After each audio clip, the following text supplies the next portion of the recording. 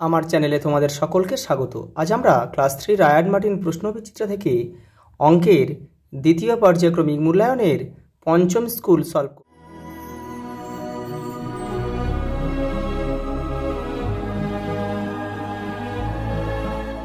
দেখো প্রথম প্রশ্ন, দেখো 2 টাকা 20 পয়সা সমান সমান কত পয়সা। তাহলে দেখো 1 টাকা মানে 100 পয়সা, তাহলে 2 টাকা মানে 200 পয়সা, আর এখানে 20 আছে, তাহলে 220 পয়সা। পরেরটা দেখো, ভাগশেষ সর্বদা ভাজকের থেকে ছোট হয়।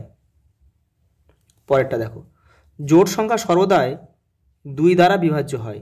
বিয়োগ প্রক্রিয়ার বিপরীত প্রক্রিয়া হলো যোগ প্রক্রিয়া। পরেরটা দেখো, 504 পয়সা সমান সমান কত টাকা কত পয়সা। দেখো 5 টাকা 4 পয়সা। পরেরটা দেখো, 3টি 4-এর গুণফল 3 4 12। পরেরটা দেখো, দশক হলো এককের 10 গুণ। রেখা হলো অসংখ্য বিন্দুর সমষ্টি। পরেরটা দেখো, 100 পয়সা সমান সমান 1 টাকা। 3টি 9-এর যোগফল 3×27। পরেরটা দেখো, 21 থেকে 6 কতবার বিয়োগ করা যাবে। 3 6 18, 4 6 24, বেশি হয়ে যাচ্ছে 4, তাহলে 3 3 6 18, মানে 3 বার বিয়োগ করা যাবে। দুটি ক্রমিক জোট সংখ্যার অন্তর সর্বদা 2 হবে। কারণ কি, দেখো দেখো ক্রমিক মানে পরপর, দেখো 4 2 4 6 8 10 এরকম চলতে থাকবে। দেখো দুজনের মধ্যে সবার মধ্যে দেখো পার্থক্য 2। দেখো 2 থেকে 4, 4 থেকে 6, 6 থেকে 8, 8 থেকে 10, এদের পার্থক্য দেখো 2। পরেরটা দেখো, একটি 100 টাকার নোট খুচরো করলে কটি 5 টাকার কয়েন পাওয়া যায়। 20টি। কারণ কি, 20 5 100। পরেরটা দেখো, 315 সংখ্যাটি 3 দ্বারা বিভাজ্য কিনা যুক্তি দাও। দেখো আমরা জানি কোনো সংখ্যার অঙ্কগুলোর যোগফল যদি 3 দ্বারা বিভাজ্য হয় তাহলে সংখ্যাটা 3 দ্বারা যাবে। তাহলে কত আছে, এটা 3 আর 1 4 4 4 আর 5 9, তার মানে এই সংখ্যাটা 3 দ্বারা বিভাজ্য, অবশ্যই বিভাজ্য হবে। তাহলে এটা হবে কি, সত্য। এটা বিভাজ্য বিভাজ্য। দেখো পরেরটা দেখো, কোনো ভাগ অঙ্কের ভাজক 7, ভাগফল 11, ভাগশেষ 2 হলে ভাজ্য কত। ভাজক আর ভাগফল গুণ করে ভাগশেষ যোগ করলে ভাজ্য পাই। তাহলে আমরা কি করব, 7 গুণ 11 যোগ 2, তাহলে কত হচ্ছে দেখো, তাহলে 77 যোগ 2 সমান সমান 79। পরেরটা দেখো, 1 ডজন কলার দাম 48 টাকা হলে 2 জোড়া কলার দাম কত। দেখো 1 ডজন মানে 12টি, তাহলে 12টা কলার দাম কত, 48 টাকা। ঠিক আছে, তাহলে 12টা কলার দাম দেখো 48, তাহলে একটা কলার দাম কত দেখো নাও। তাহলে 48 আর এই 12 দিয়ে যদি আমরা কাটাকুটি করি তাহলে কত হবে, 4 12 48 4, তাহলে একটা কলার দাম 4 টাকা। তাহলে আমাদের 2 জোড়া বলেছে, 2 জোড়া মানে 4টি, তাহলে 4 4 16, তার মানে 16টি 16টি নয় 16 টাকা। পরেরটা দেখো, বিজোড় সংখ্যা কাকে বলে উদাহরণ দাও। যে সংখ্যাকে 2 দিয়ে ভাগ করা যায় না তাকে বিজোড় সংখ্যা বলে, যেমন দেখো 11।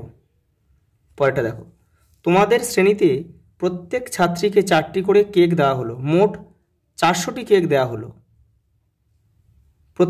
তোমাদের শ্রেণীতে কতজন ছাত্রী আছে হিসাব করি। দেখো তাহলে এটাকে ভাগ করতে হবে। দেখো 400 4 দিয়ে ভাগ করো। দেখো 4 1 4 আর 2 শূন্য নেমে যাবে, তাহলে 2 শূন্য, তাহলে হলো কত, 100, তাহলে 100 জন।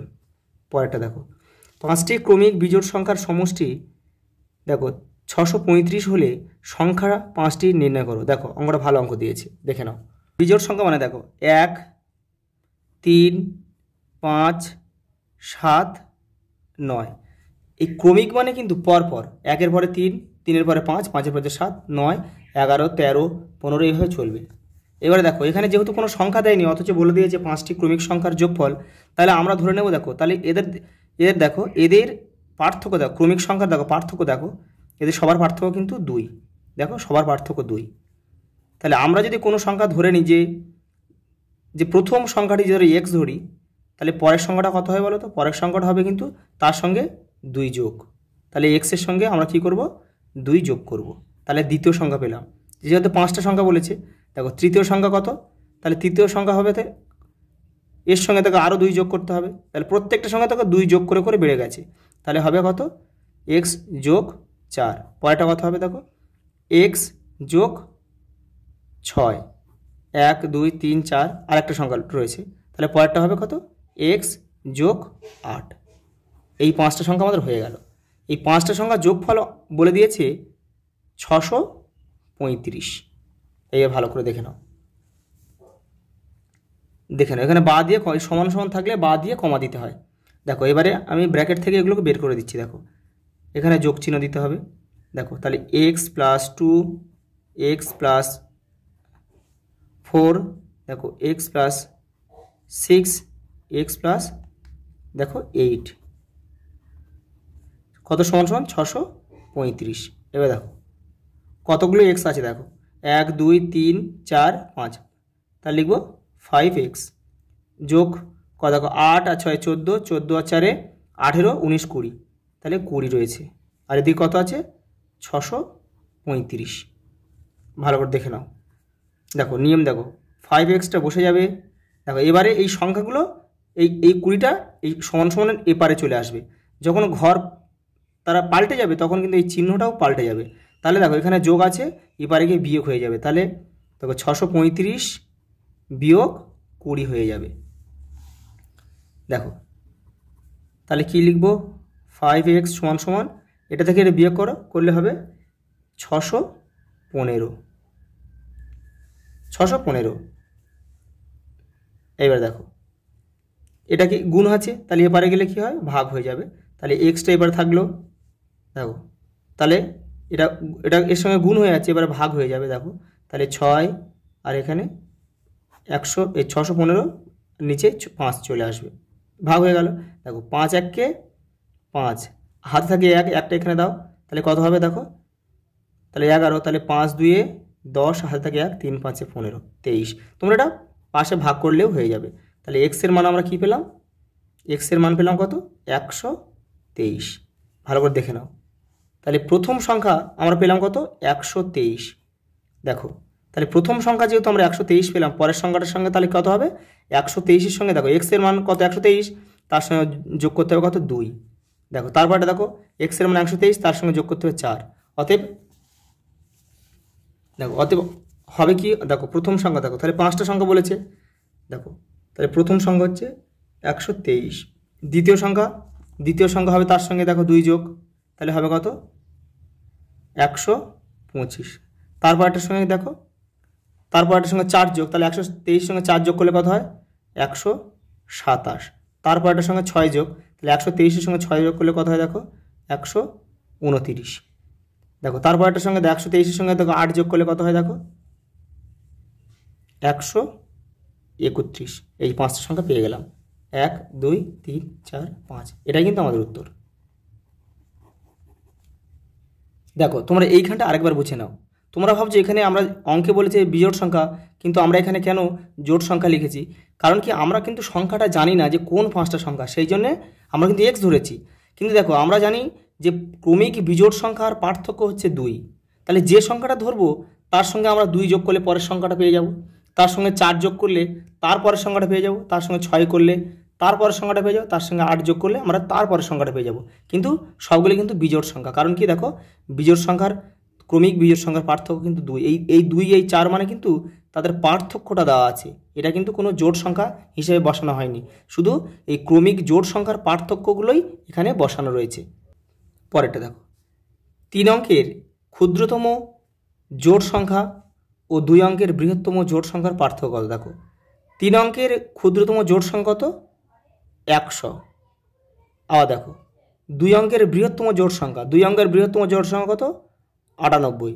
তাহলে এদের পার্থক্য কত 100 থেকে 98 বাদ 2।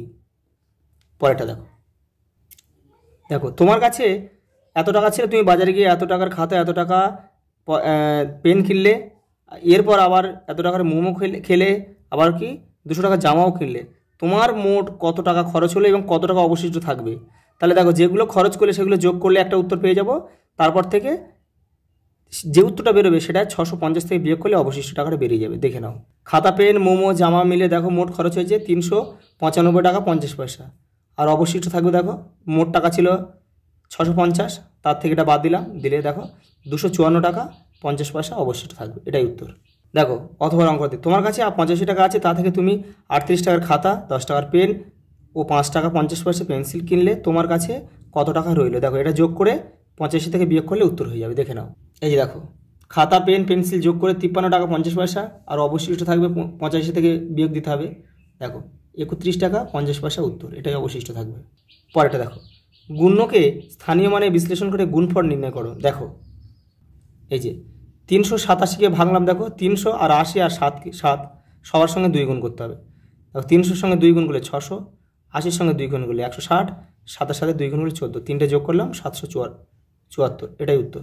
পরেরটা দেখো, ভাগ না করে নিচের সংখ্যাগুলি কোন কোন সংখ্যা দ্বারা বিভাজ্য তা লেখো। দেখো 2 দ্বারা বিভাজ্য আমরা জানি, 0 যেসব সংখ্যার শেষে এককের ঘরে 0, 2, 4, 6, 8 থাকে তারা হচ্ছে 2 দ্বারা বিভাজ্য। তাহলে দেখো 8 আছে, এটা 2 দ্বারা বিভাজ্য।